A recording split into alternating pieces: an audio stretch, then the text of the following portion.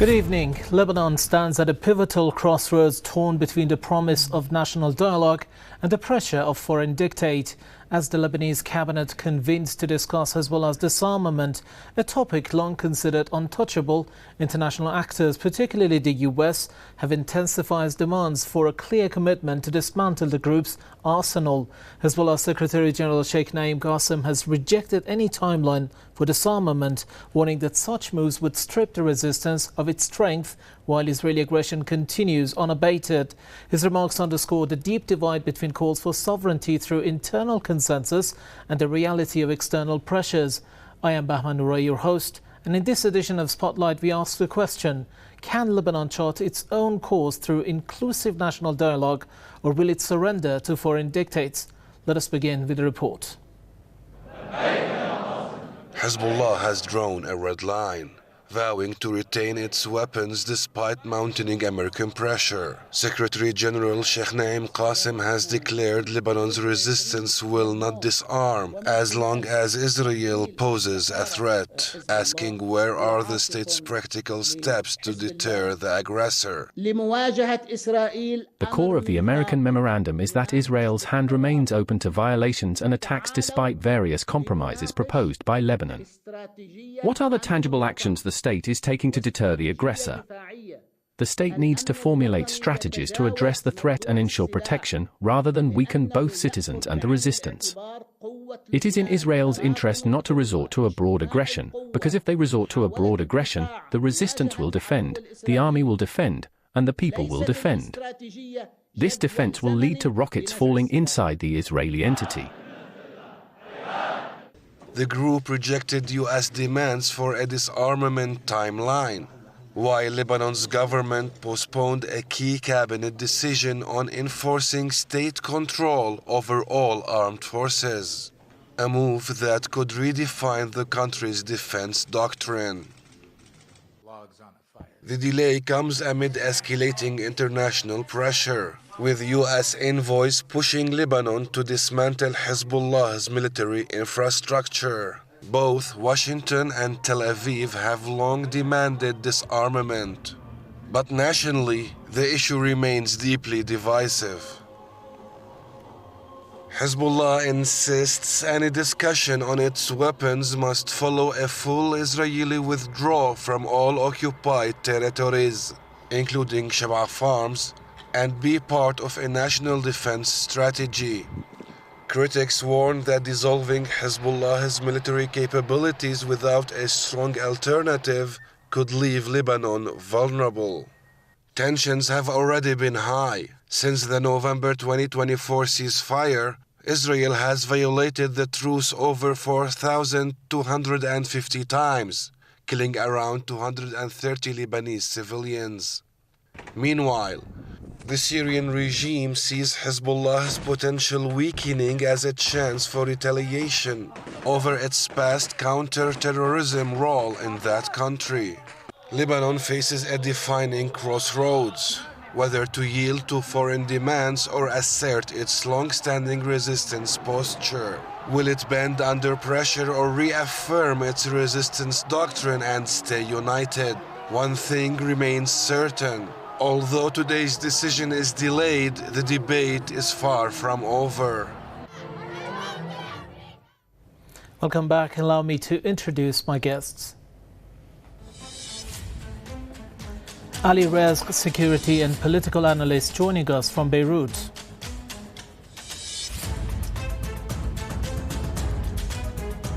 And Ali Hamie, military and strategic affairs analyst, also joining us from Beirut. Gentlemen, very good to have you on the program. Ali Rizk, I'm going to start with you. I'm going to focus on the speech that Sheikh Naim Qasem delivered a few hours back.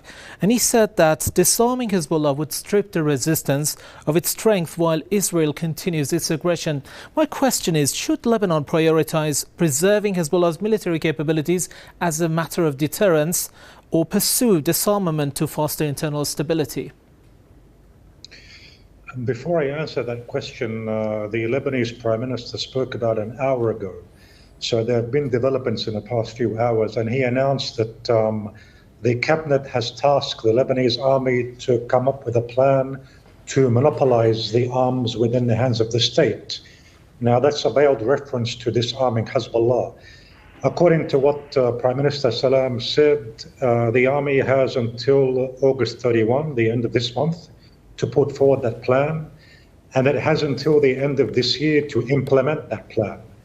So this is a timetable, a timeline, basically for the disarmament of Hezbollah, and it comes despite Sheikh Naim Qasim's statements about the group not being willing to accept a timeline. So the Lebanese cabinet appears to have entered or defied or challenged, if you would like, Hezbollah's official stance. And that's not good for the stability of the country. I think we can safely say that after the developments that took place today, particularly after the Lebanese cabinet's announcement, we've entered a phase of internal difficulties, I would say. I hope it's not civil strife. I think it won't reach civil strife, but it will destabilize the situation internally.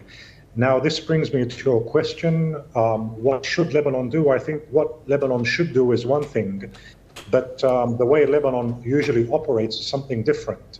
Lebanon has a long history of internal parties conspiring against Hezbollah, being influenced by foreign parties, by foreign players. Your report mentioned the United States and Israel, but in my humble opinion, I would argue that Saudi Arabia is even ahead of the United States in terms of being enthusiastic to disarm Hezbollah. Today in his speech, Sheikh Naim Qasim referred to Arab countries. He didn't name them, but I think it's safe to say that what he meant, or the countries he was referring to, the country he was referring to, was Saudi Arabia, because Saudi Arabia has intensified its pressures significantly on Lebanon in order to disarm Hezbollah. And we all know that Lebanon is counting on Saudi Arabia and other Arab countries in the Persian Gulf to invest in Lebanon, because Lebanon is in dire need of economic assistance. So it appears that it's playing that card, right, the Lebanese government. Right. Mr. Ali Hamie, I want to talk to you regarding the same topic. Given Sheikh Naim Qasim's emphasis on Hezbollah's role in defending national sovereignty, can Lebanon realistically develop a unified national defense strategy that includes or replaces a model like the resistance model? My greetings to you and to your guest and to all the audience. Let's say first that a country partly occupied by a terrorist state, the Israeli entity, and we have it all the time violating the 1701 UN resolution, bombarding and violating like more than 4,000 times within 8 months after the ceasefire. And they pushing to put on the table the disarmament of Hezbollah. This now either the Israeli withdrawal from the 5 or 8 points in the southern Lebanon, or disarmament of Hezbollah. But in case Hezbollah will hand out his weapons, I think that the 9th point will be under occupation is Beirut. And we all know Sheikh Naim Qasim has stated several very critical, important points. He said that the resistance is already being declared by At-Ta'if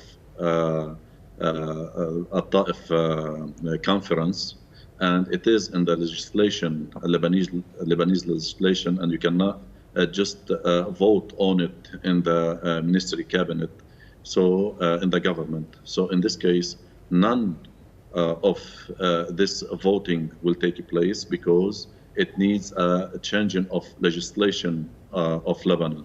The other thing that while Israeli entity is occupying part of South Lebanon, the pushing and dictating coming from Saudi Arabia and United States to this for the disarmament of the Lebanese resistance, this only serve, and it will be on the benefit of the Israeli entity. In this case, Sheikh Naim Qasim declared that if you push more and you threaten us by the Israeli new rage or campaign, military campaign against Lebanon or aggression against Lebanon, we are fully ready for such aggression, and we will not hand or give our weapons to anybody, to any parts, neither inside or outside, without national dialogue, internal national dialogue. Because in case there is dictation coming from, or most of in the cabinets are getting their dictation from United States and from Saudi Arabia and serving the Israelis, will not pass by any means. Right. Mr. Ali Rizk, there was a key point in Sheikh Naim Qasim's speech today, and he said that the US is pushing Lebanon to surrender to foreign dictate under the guise of peace. I want to know, tell me about the consensus in Lebanon right now. Do they think that the foreign pressure is helping Lebanon move towards stability, or is it deepening internal divisions and undermining national autonomy of the country? Look, I think that as usual in Lebanon, there are two sides. You have the supporters of a resistance on the one hand, and you have those who are blindly or ideologically opposed to the resistance on the other. There's very little middle ground or neutral parties. So I think that there's not a consensus. It's not that all the people, all the Lebanese view that the United States is pushing Lebanon to weaken it. There are some people who are more enthusiastic, or some parties, that are more enthusiastic to disarm Hezbollah, or just as much enthusiastic as the Americans, the Saudis, and the Israelis are. And I think that's the problem. It's true that you have foreign parties that put pressure, but if the foreign parties didn't find a receptive audience in Lebanon, I think the efforts could go only so far. So the problem lies, as I said, in some of these domestic players who believe that they have their own scores to settle with Hezbollah, and that makes the situation all the more dangerous. There is one point, however, which I think bears mentioning, the issue in Syria in particular. We saw what happened to the Druze, what happened to the Alawites, others in Syria. There was also a bombing in a church recently by ISIS. This has ignited or raised the fears of some Christian players within Lebanon.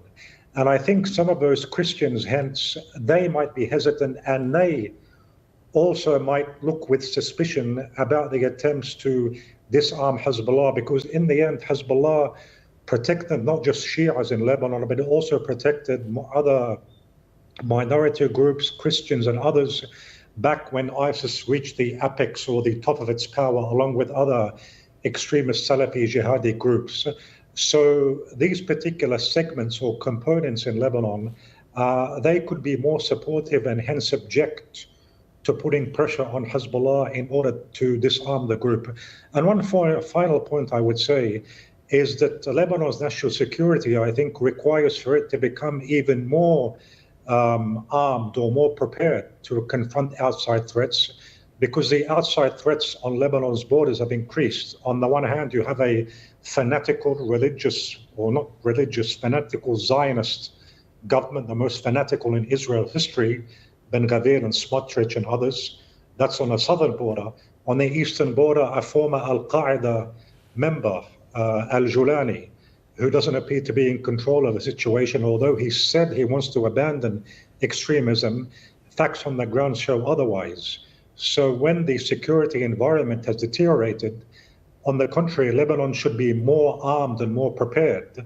So this isn't the time, in my view, to discuss handing over weapons or taking any steps that could undermine Lebanon's security or weapon strength.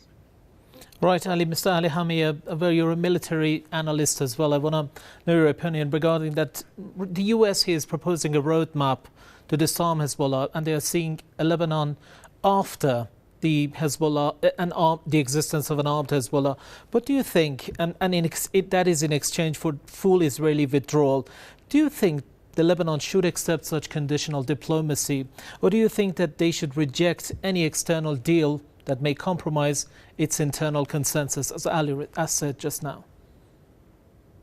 Well, Hezbollah is putting on the table instead of changing the war between defense strategy and national security strategy. Both ways, we need a strong military and we need a strong resistance. We need also people being very strengthened by military to defend our land and our security. We see we are bordered by a terrorist state, Israeli state. We are from the south. We are bordered from east and north side by the Al-Qaeda or Daesh, ISIS, and they ask us to dismantle or to they want to take away our strength and our big cards in case of negotiation later on. Lebanon, in case they take away the weapons from the resistance, the American will not let the Lebanese army using it, because it will be a threat to the Israelis. So they ask directly to destroy or to destruct all weapons. I'm talking about the strategic weapons that Hezbollah has. So in this case, United States is promising Lebanon to give some new A-29 Super Tucano, which is used as a mail plane in United States. It's powerless, and those not even jets. They work by fans, and they are not very effective. They are not effective at all, and they are not military planes. So in this case, they want to weaken the Lebanese army. They want to weaken Lebanon. They want to take the strong card in the hand of the Lebanese in case we want to go into a negotiation table with Syria or with the Israeli entity. And Lebanon, as if they go into the American, what they dictate, some of the Lebanese leaders, it means they are signing, in case they take away the Hezbollah or stripping the Hezbollah from their weapon, it means they are signing the surrender accord. Right. Mr. Ali Rizk, the question is now, how do you think can Lebanon engage with external political actors without compromising its autonomy? Lebanon has been negotiating, I think, from a position of weakness, relatively speaking, and this is something which Sheikh Naim referred to in his speech. The problem is that those powers, the external powers, they have an agenda in Lebanon, and I'm speaking first and foremost here about not the United States or Israel necessarily, but mainly about Saudi Arabia. Saudi Arabia has a certain agenda in Lebanon. It wants to eliminate Hezbollah. And when I say eliminate, I think not just militarily. It wants to possibly end Hezbollah even as a political party. And so it's difficult to engage with such parties and at the same time preserve the stability of the state of Lebanon. So as long as the Lebanese politicians continue to give in to these demands made by some of these countries, the more it's going to jeopardize the security situation. I was quite surprised by the Lebanese president, Joseph Aoun, on his speech on Army Day. It was, to a certain degree, escalatory in an unnecessary way towards Hezbollah. The decision made today with the cabinet also setting a timeline, that's basically answering to the foreign parties. So in answering your question, I think that the way of engaging foreign parties should change, but unfortunately, I don't think this is going to happen. What I see is that the Lebanese state is going to continue to succumb to the demands of these foreign players, which have a main priority in Lebanon to eliminate Hezbollah completely, which in the end I think is an impossible feat to achieve. Hezbollah is not just a military organization, it has a huge popular representation, and these are unrealistic and at the same time dangerous goals. Right. And Mr. Ali Hamie, my final question to you is, what alternatives do you think exist to integrate Hezbollah's military wing into state-controlled defense strategy? I think we have to sit into, as Sheikh Naim Qasim said, we have to study the national security and the strategic frame for the coming future, nearby future. We cannot ask the resistance to be stripped out of any weapons, and they leave the United States, the Israeli entity being stronger and stronger and armed to the teeth. I think the next step, and we have three alternatives in Lebanon, and the Americans are pushing into one of the three. And first alternative is the Lebanese to be in accord with everybody. All Lebanese will come to a conclusion, internal negotiation table, and they come up with no timeline for such taking away the weapon, or the Americans are pushing for within internal civil war between Lebanese, and they have so many tools inside Lebanon, or threaten Lebanon by the threat that is coming from the Syrian side. Thank you so much, gentlemen. I really wanted this conversation to go on, but unfortunately, for the sake of time, we have to call it a night. It was a pleasure to have you as company tonight. Ali Rizk, security and political analyst, joining us from Beirut, and also Ali Hamie, military and strategic affairs analyst, also from Beirut. Thank you so much. And thank you, our dear viewers, for sharing another spotlight with us.